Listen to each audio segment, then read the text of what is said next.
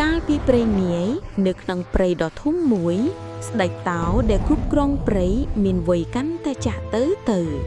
គាត់ដឹងថាខ្លួនឯងលែងមានកម្លាំងគ្រប់គ្រាន់ដើម្បីការពារព្រៃហើយទើបគាត់សម្រេចចិត្តស្វែងរកអ្នកស្នងតំណែងស្ដេចតោបានប្រកាសប្រាប់សត្វទាំងអស់ថាថ្ងៃស្អែកនេះខ្ញុំនឹងជ្រើសរើសស្ដេចថ្មីបេក្ខជនដែលខ្លាំងបំផុស3រូបគឺខ្លា កុនជ្រង និងគោព្រៃត្រូវតែចូលរួមការប្រកួតមួយសត្វទាំងអស់រំភើបណាស់ខ្លាដើរអួតប្រាប់គេថាខ្លួននឹងឈ្នះព្រោះខ្លាំងជាងគេកុនជ្រងគិតថាខ្លួននឹងឈ្នះព្រោះមានល្បិចច្រើនរីឯគោព្រៃវិញមិននិយាយអ្វីទេបានត្រឹមតែត្រៀមខ្លួនដោយស្ងប់ស្ងាត់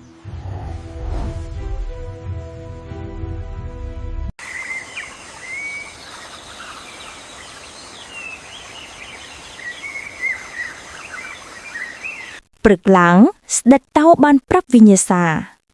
នៅបាតភ្នំអាចកំបាំងមានផ្កាពេជ្រមួយតង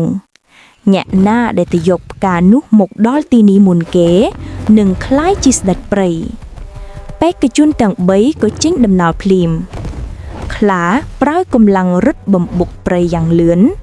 កញ្ជ្រងប្រើផ្លូវកាត់ដែលខ្លួនស្គាល់គោព្រៃ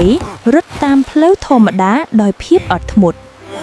ពួកគេត្រូវឆ្លងកាត់ឧបសគ្គជាច្រើនដូចជាស្ទឹងហូរខ្លាំងនិងព្រៃបន្លាខ្លានិងកញ្ជ្រងនាំមុខដាច់រីឯគោព្រៃនៅខាងក្រោយគេនៅពាក់កណ្ដាលផ្លូវក្បែរជើងភ្នំមានឆ្មាចាស់មួយក្បាលដែលជាទីប្រឹក្សារបស់ស្ដេចតោបន្លំខ្លួនកំពុងដេកធ្ងរដោយការឈឺចាប់ដោយមានជើងជាប់នៅក្នុងគុម្ពបន្លាខ្លារត់មកដល់ឃើញឆ្មាចាស់ក៏ស្រែកថាថយចិនកុំមកបាំងផ្លូវស្ដេចខ្ញុំគ្មានពេលជួយឯងទេរួចក៏លោតរំលងទៅបាត់កញ្ជ្រងរត់មកដល់ក៏គិតក្នុងចិត្តថាបើខ្ញុំជួយវីខ្ញុំនឹងយឺតមិនខានរឿងឯងត្រូវយកអាសាខ្លួនកញ្ជ្រោញក៏រត់វៀងទៅបាត់ដែរគោព្រៃរត់មកដល់ក្រោយគេឃើញឆ្មាចាក់កំពុងឈឺចាប់គោព្រៃក៏ឈប់ភ្លាមគេគិតថាតំណែងស្ដេចសំខាន់មែនតែជីវិតអ្នកដទៃសំខាន់ជាងគោព្រៃក៏ប្រើស្នែងគួចបន្លាចេញហើយឲ្យឆ្មាចាស់ជីកលើខ្នងរបស់ខ្លួនដើម្បីនាំទៅរកកន្លែងមានសុវត្ថិភាពសិនទើបបន្តដំណើរទៅយកផ្កាពេជ្រ We made it. This spot should be safe.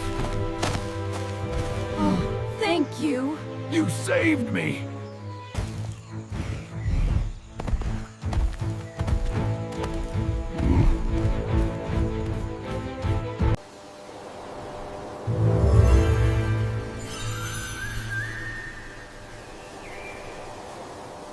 នៅពេលគោព្រៃទៅដល់កំពូលភ្នំខ្លានិងកញ្ជ្រងបានទៅដល់យូរហើយពួកគេកំពុងឆ្លក់ប្រកែកគ្នាដណ្ដើមផ្កាពេជ្រខ្លាថាខ្ញុំមកដល់មុនកញ្ជ្រងថាតែខ្ញុំជាអ្នកឃើញផ្កាមុនភ្លាមនោះស្ដេចតោបានបង្ហាញខ្លួនឡើងខ្លានិងកញ្ជ្រងរត់ទៅជូនផ្កាពេជ្រទៅស្ដេចតោដោយរំពឹងថានឹងបានរង្វាន់ប៉ុន្តែស្ដេចតោមិនទទួលផ្កានោះទេគាត់បែរជាសម្លឹងទៅមើលគោព្រៃដែលដើរមកដល់ក្រោយគេដោយទឹកមុខញញឹម